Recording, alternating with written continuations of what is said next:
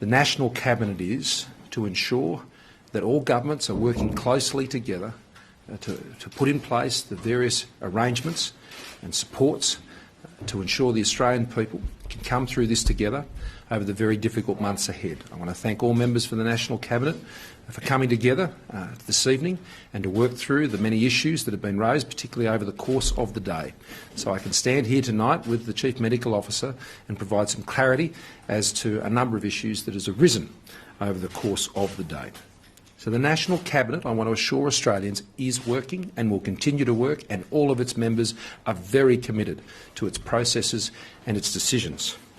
Secondly, the measures I'm going to take you through tonight relate to two particular areas. The first one is in relation to places of gathering, for social gathering, and I want to take you through some new rules, stage one of those rules, which Premiers and Chief Ministers will go into further detail tomorrow as they move to legislate and regulate the changes we're putting in place. The second issue is in relation to schools, and I want to reinforce, as the Chief Medical Officer I'm sure will, that there has been no change to the advice, the health advice, in relation to schools.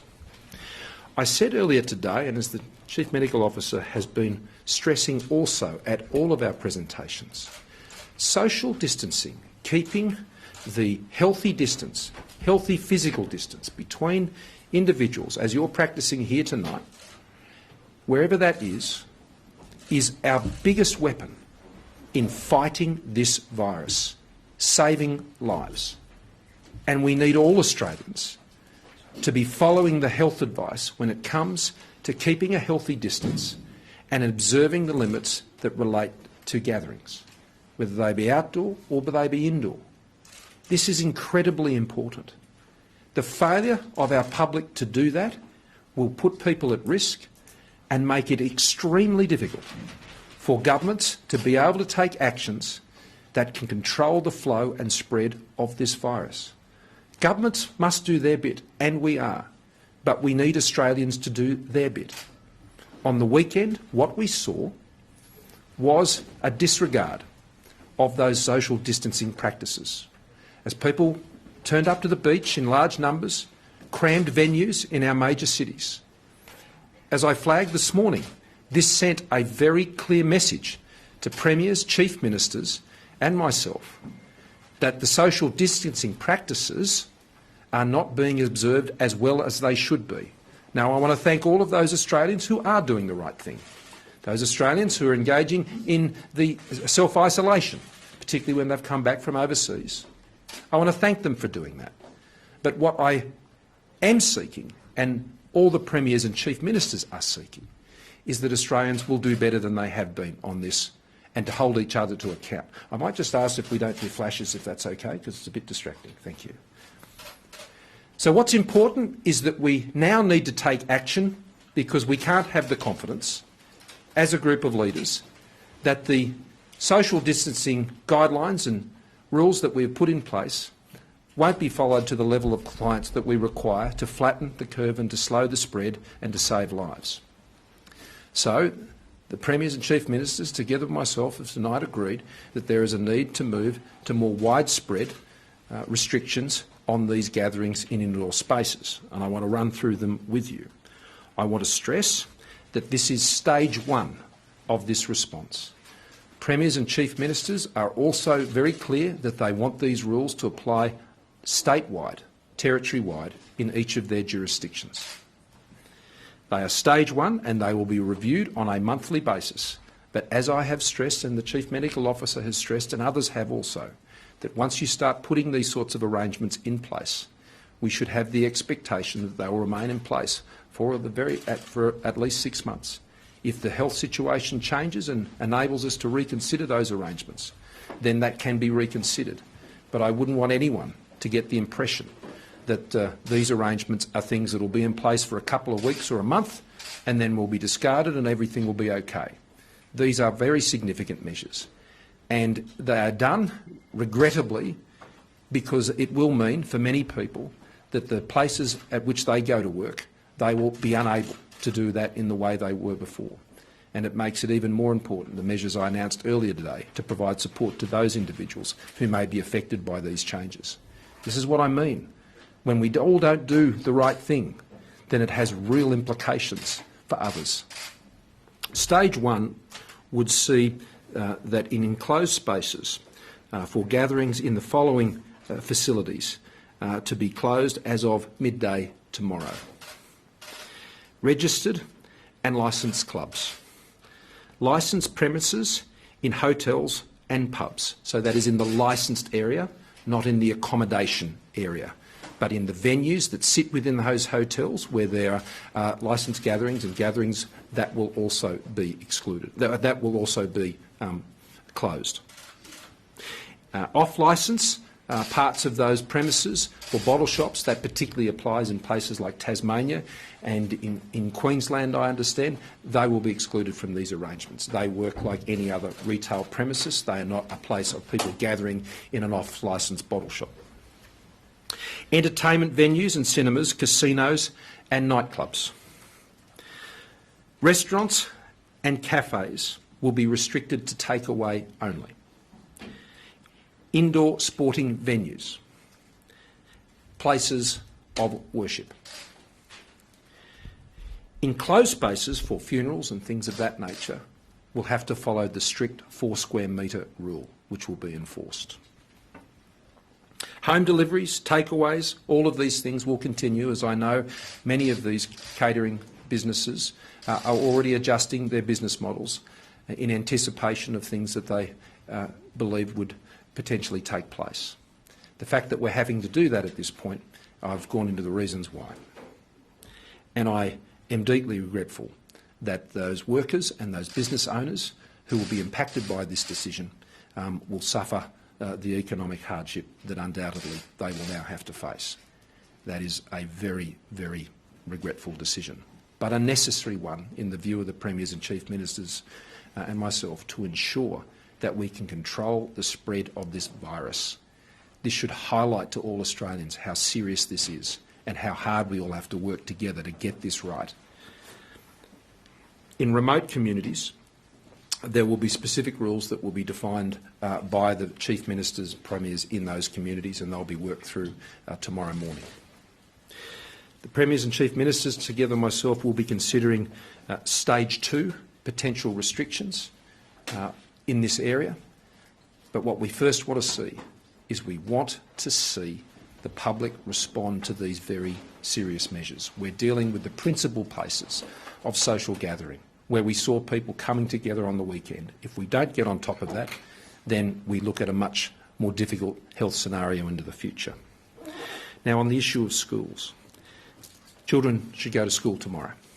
There is no change to the medical expert advice in relation from the AHPPC panel, the medical expert panel from the states and territories in their advice to the National Cabinet in relation to the health advice. That said, I also want to thank all the teachers and all those working in our schools who've been doing that under a lot of pressure. The principals and the deputy principals, the teachers' aides, all of those have been working in the school communities under a lot of stress and strain as this debate has raged on. Health advice has been clear and they've remained open. And this is important because I want to stress this.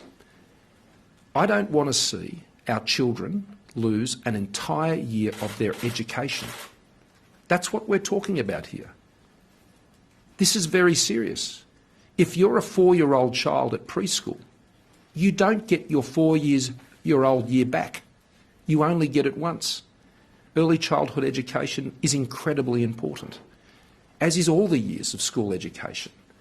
And we want to ensure keeping Australia running means ensuring we can keep up to the mark with our children's education as best as we can. And where there's health advice which says you can get to school and you can be taught, then it's important that we do that for as long as possible, except where health circumstances would change that arrangement. What we will be doing, though, is allowing parents to the end of this year's school term to be able to keep their children home where they choose to. But for all of those parents who wish to send their children to school, for an education at the school, those schools will remain open. In addition, schools will seek to provide learning at home in a distance learning framework, but you cannot be assured that that will come in place immediately. That will take some arrangements from those schools, particularly the public schools. In many independent and Catholic schools, they may choose to move to those models, as some already have. But what's important here is you're a parent, you want your child to go to school up until the end of this term, then the schools should remain open and must remain open, is the instruction, until the end of that term. Now, Victoria has already taken the decision to end the term over the course of this week. Their term was due to end on Friday anyway, and they've brought that forward to Tuesday, which is actually a pupil-free day for the teachers, and I understand they'll also be working on how they will be able to deliver potential distance learning models in the future. The Premiers and Chief Ministers all have the same view, that schools should reopen on the other side of the term break, subject to the health advice at that time. Parents who make the decision for their children to remain at home must take responsibility for those children. Those children are staying at home.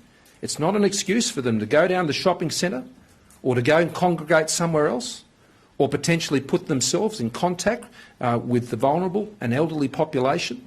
If you choose to keep your child at home, you are responsible for the conduct and behaviour of your children. That is always the case for any parent. But particularly in this case, it is important that they observe the strict social distancing arrangements that have been advised to the public. This term break will be like none other. This won't be a holiday, as it's normally known, for the break in term. There won't be trips interstate. There won't be those holiday normal type arrangements. There won't be congregating up at the trampoline venue or whatever it happens to be. That won't be happening. It won't be a holiday as anyone has ever known it. And it's important that I think families and households understand that, because over the course of the term break, we need to ensure that we continue to follow the very strict rules around social distancing. This is a critical time, an absolutely critical time. The decisions that parents make, that we all make over the course of the next few weeks in particular, could very seriously determine the trajectory that Australia continues to go on in relation to the coronavirus. So I would seek and implore Australians to follow this advice. You will be saving lives and you'll be saving livelihoods. Already, as a result of the measures we have been forced into taking this evening, there are many livelihoods that will be impacted as a result. So they are the measures that we've arrived at tonight. It was an important discussion to have, and we've been able to come to an agreement between all of the states and territories as to how we proceed on those issues. We will meet again on Tuesday night. There are many other issues we have to discuss. The tenancies legislation is a key issue that comes up on Tuesday night, and there are many other matters that are before us. We are going to keep working together. We are absolutely committed to this process of the National Cabinet. It is a key tool for helping Australia work through the difficult challenges that we have. So with that, I'm going to pass over to the Chief Medical Officer, and he's going to make some comments on these things, and happy to take a few questions. Thanks, Prime Minister. If Australia is going to get through the challenge of this pandemic over the coming months, we have to live differently. We've been making that point very clear over the last week, but it's also clear that some people haven't got it. And I'm particularly talking to young people who may think they're immune to the effects of this virus, and it's true. Most young people don't get significant disease. But as a young person, you don't want to be responsible for the severe and possibly fatal disease of an older, vulnerable Australian. We have to stop the rapid spread of this virus. There has been very significant increase in cases over the last few days, still a lot of imported cases, but definitely some community transmission.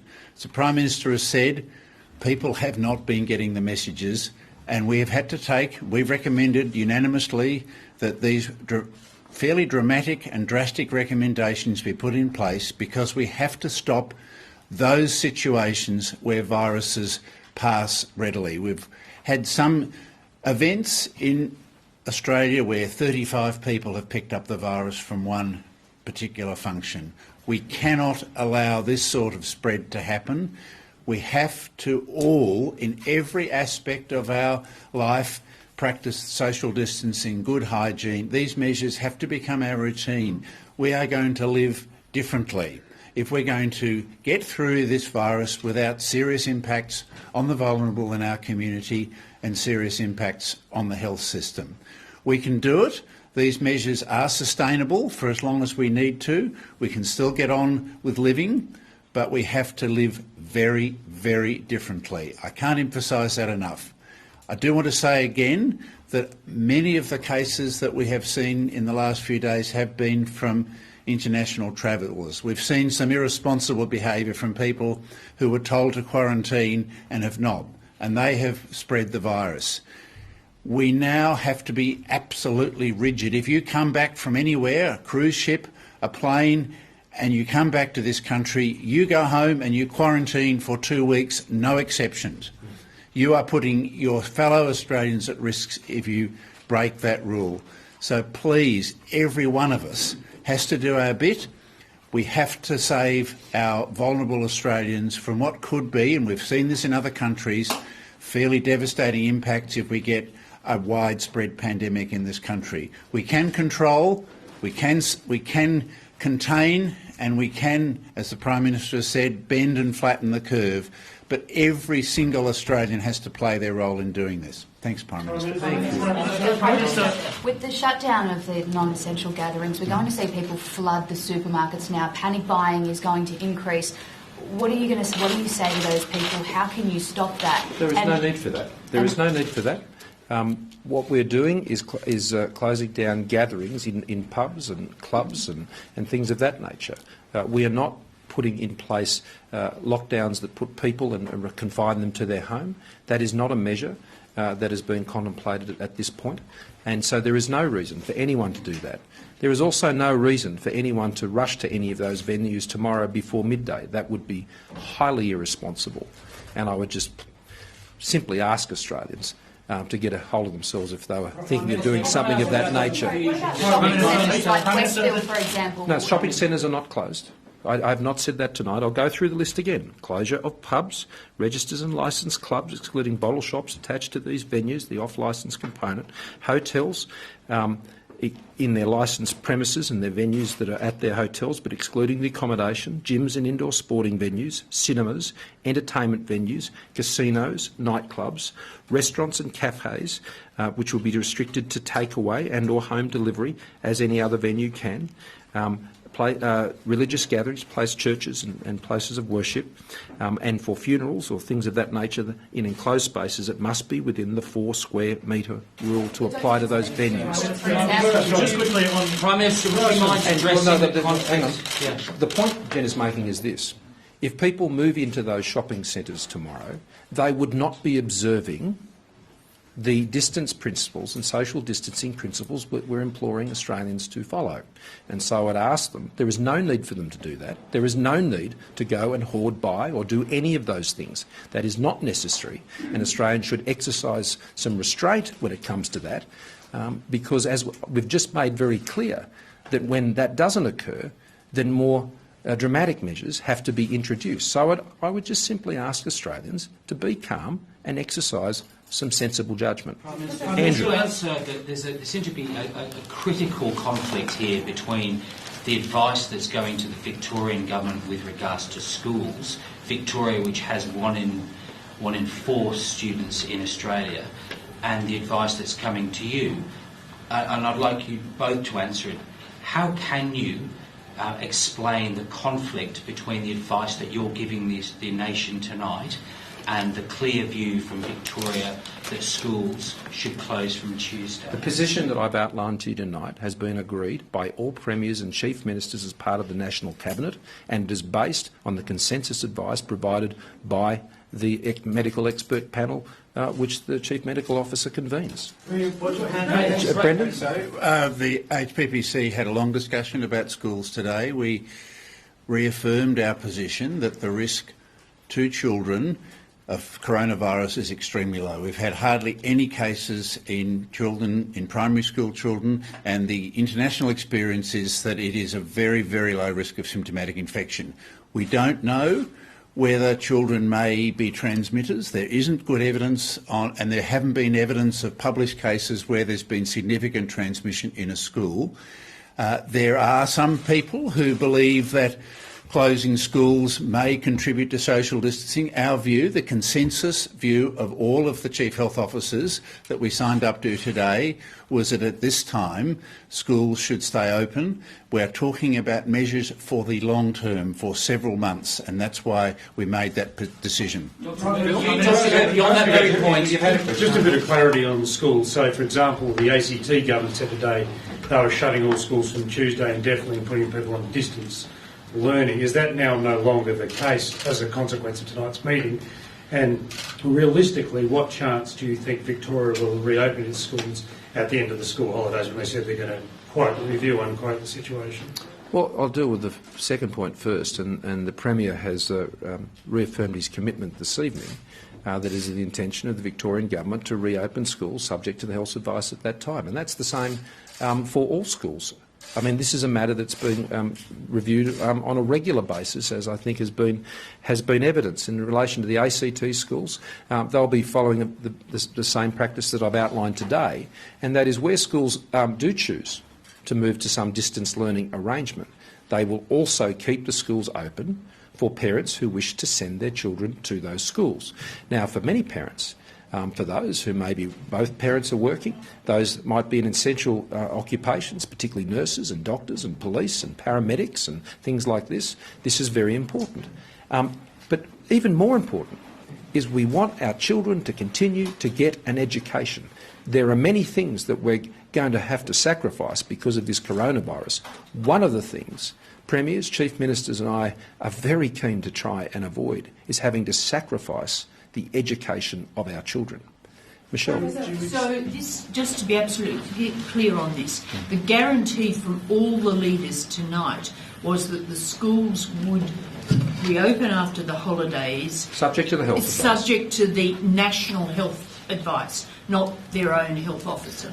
What we have continued to commit to tonight as a national cabinet is to work together on all of these issues, and that means receiving the advice from the AHPPC and to seek to address and resolve these issues amongst the national cabinet. And that's what we did tonight. So we could stand before you this evening and provide that advice on the issues that were a matter of discussion today, and I think that's very helpful, and I thank them for the ability to come to those conclusions this evening. Just quickly on stage 2, you mentioned stage 2 of this shutdown. What is in it and what triggers it? Well, stage 2 has not been defined, and it has not yet even been defined if it will be necessary. Stage 1, see what we're doing here is we're dealing with the principal places of social gathering, okay? We don't now have any confidence that people would refrain from gathering in those ways, in those places, pubs and clubs and nightclubs, and Dr Murphy has made it pretty clear that that is principally amongst the younger community. We have no confidence that that will be followed. So unfortunately, because guidelines can't be followed, then for public health reasons, we now need to take a further action which shuts those gatherings down. Now, they are the principal places of social gathering which are at greatest risk.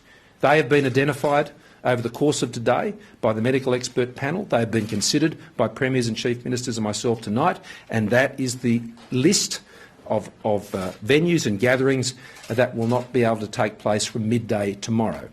The states, the territories, the Commonwealth, the National Cabinet reserves its position to take any such further matters into consideration as it needs to. So we will just continue to deal with this in a sensible and calm way through a disciplined process of the National Cabinet, working together and seeking to provide as clear advice as we can. But the key point is this: please cooperate with the health advice. Where that health advice is complied with, then it means that we can take measures which have less impact on the everyday functioning of the community and people's jobs and livelihoods. Yes, over the back. You've already had a question. Professor, the AHPPC met earlier this afternoon. Were these stage 1 measures discussed and agreed upon there, or they only brought up after 2 states came out and said they were going to basically do those anyway? And further on that, given that this is in response to people not practicing social distancing, the government's information campaign explaining what social distancing is only launched this weekend. By your own concession, this is going to be for months based off something that a lot of people didn't know about until this weekend.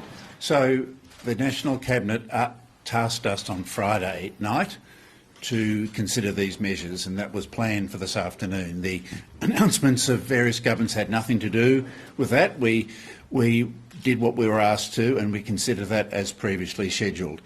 I agree that social distancing is a concept that people have to get to terms with, and that communications have been going out. We've made the message very clear in the media last week, and we made it very clear that people needed to keep their distance. We've been talking about keeping 1.5 metre distance from a lot more than the last week. So the other thing that's happened over the weekend obviously has been the significant rise in cases, and so there is a greater urgency to make measures now that we might have considered a bit later had the rise in cases not occurred. Andrew, I'm sorry, you've had several questions. Andrew, I'm sorry. Andrew, I know, but you don't run the press conference, okay? So I'm going to go to other questions of members of the group. Catherine hasn't had a question. I'm happy to return to you, but let's just keep it civil. Catherine. Prime Minister, I think it's clear, but again, just for perfect clarity, New South Wales and schools, they're the same as the ACT. Schools will be open for the remainder of the term. Correct. Yes.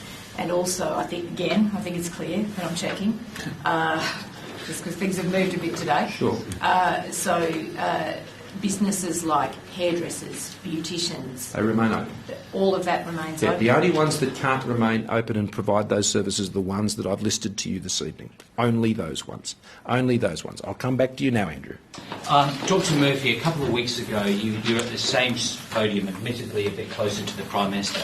It could have been actually Greg Hunt, but you said that the children were super spreaders.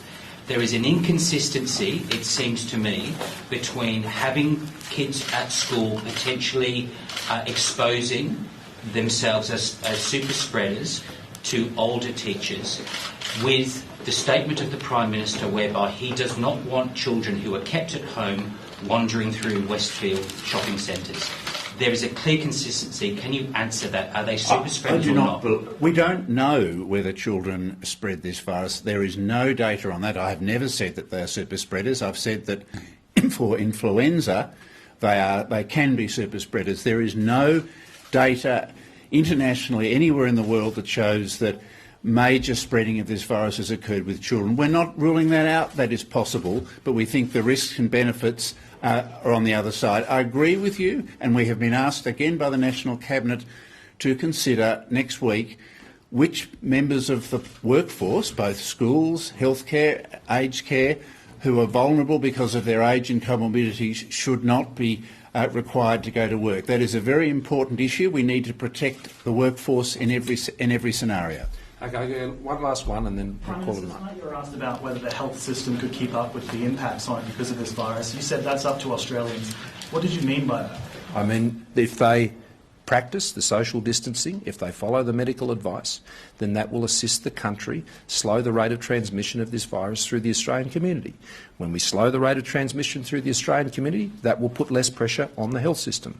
This is why I stress to you, it is so important that these measures are effectively followed. And where they aren't being effectively followed, then states and territory leaders and myself will have to take further decisions. But look, I appreciate today has been a long day, and I understand, and there'll be many more days where there'll be issues that need to be clarified, and there'll be many questions, and there'll be anxieties, there'll be frustrations, and we will address them. And we'll come and we'll discuss these issues with you, and we will communicate as clearly as we can. The leaders will continue to meet. We are meeting every couple of days. This has never happened before. Premiers and chief ministers have never met on this schedule in any of your working lives in this building, I suspect. So it is quite different. It means we're going to have some challenging days. And there are going to be some issues that there won't be clear answers to because of the nature of this virus. The medical uncertainties alone present many challenges. But I would ask people just to exercise calm, to just work with us, work with each other, and if we do that, then we will be maximising our opportunities to ensure all Australians get through this as in the best possible position we can be, and we bounce back strongly. Thank you for staying back this evening. Thank you.